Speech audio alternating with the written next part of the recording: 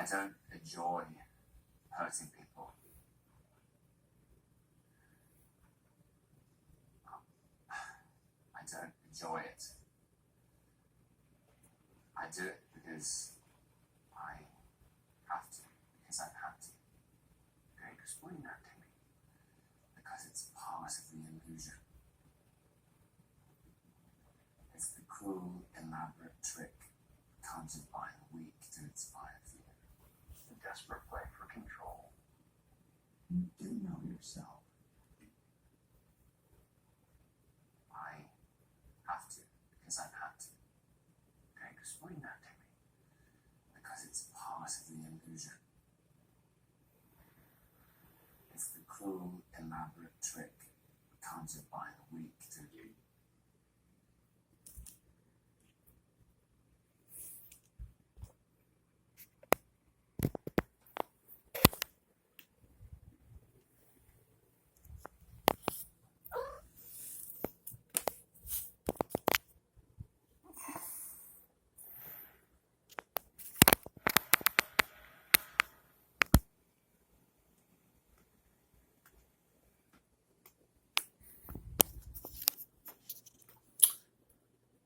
Hello, Gotham. Welcome back to the show. I'm your host, McGinnis.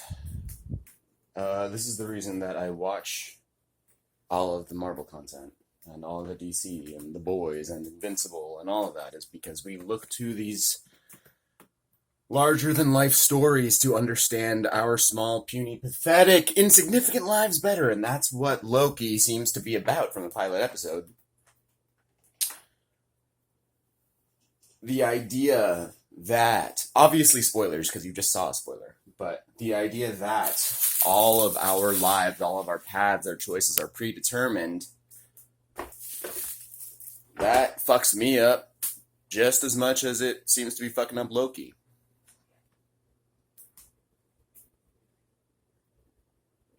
We really don't have free will. Or we do. Or we cling to the illusion of it? Are our lives really so set in stone? Are some of us meant to be bad so that the good have a villain? Can the good really be their best if they don't have a counterweight to balance against?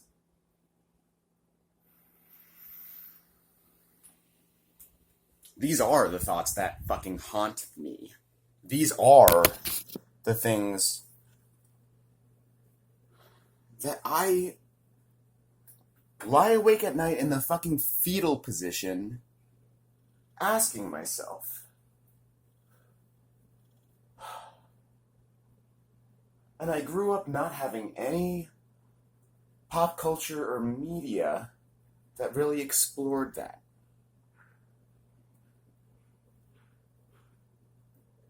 But that's a lie.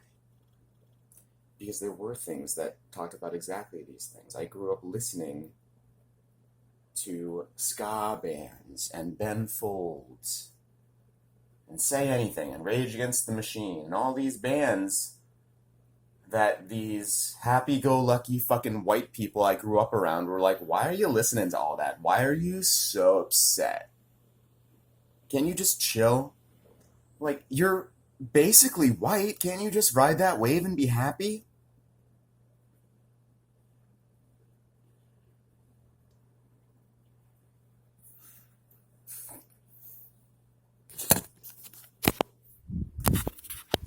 I'm so tired of that.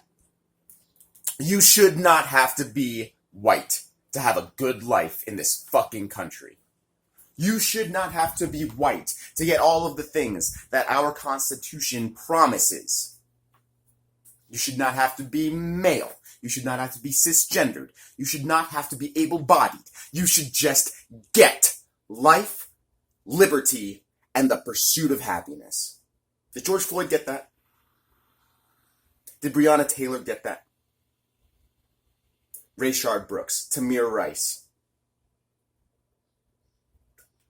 Tatiana Jefferson. Who else? Emmett Till. Oscar.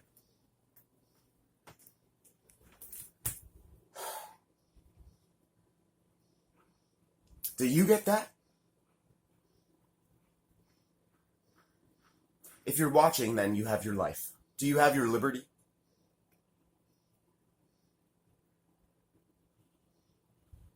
And are you realistically able to pursue your happiness? Because I think that we've all been fucking duped by the US of A into thinking that they're giving that to us, and they're not.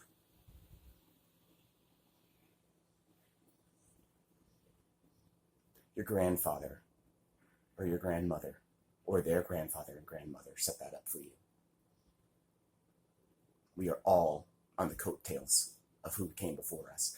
Sometimes those coattails were cut off from the fucking jacket and we are left on our own to make our own path. That's not me. That's plenty of my friends. Whose parents kicked them out of their fucking homes at 17 or younger. Or older. But the point is they were disowned because of who they think is attractive. Not who. What?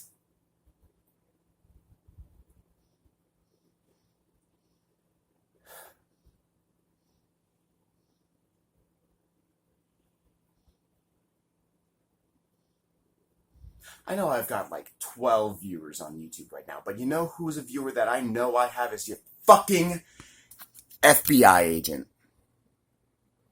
I look into this fucking camera on my fucking phone and I know that at any point you can bring it up and you can look at it. Just like they're doing on Loki. These fucking bureaucracies. This is why art imitates life. And guess what? Life is imitating art. Big Brother is being held in my fucking hand right now, and I am the cameraman. Weed is legal. Soma for everybody. What a brave new world that we live in. You bunch of fucking goddamn phonies. People roll their eyes when I say that The Catcher in the Rye continues to be one of my favorite books. You know why? Because it's a jaded little white boy written by a white veteran man who didn't have shit to write about, so he decided, oh, let me join the army. That'll give me something to write about. His first day was D-Day. J.D. Salinger met his idol, Ernest Hemingway, and he got disillusioned with that bitch because nothing fucking matters.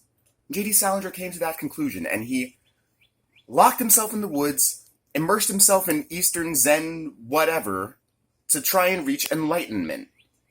Did he have a bunch of 17-year-old girls suck his dick on his way? Yeah, he did. And you gotta deal with that. And I've gotta deal with that.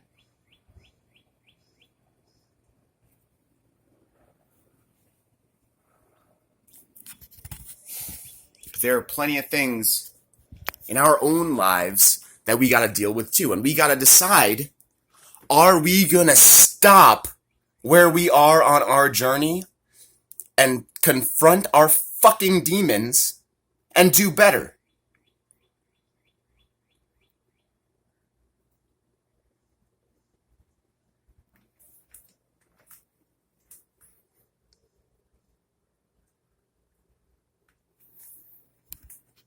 It's the cruel, elaborate trick conjured by the weak to inspire fear. What does that remind me of? I'll show you exactly what it reminds me of.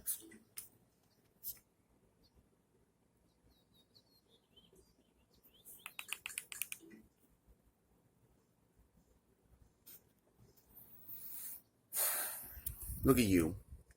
Look at this cute little cat face. You have no idea what's going on out there. You have no fucking idea.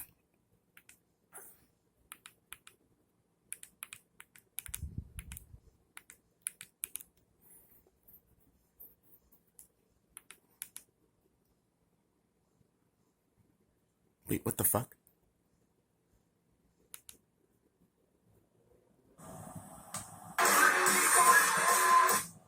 What the fuck? Wait, what the fuck?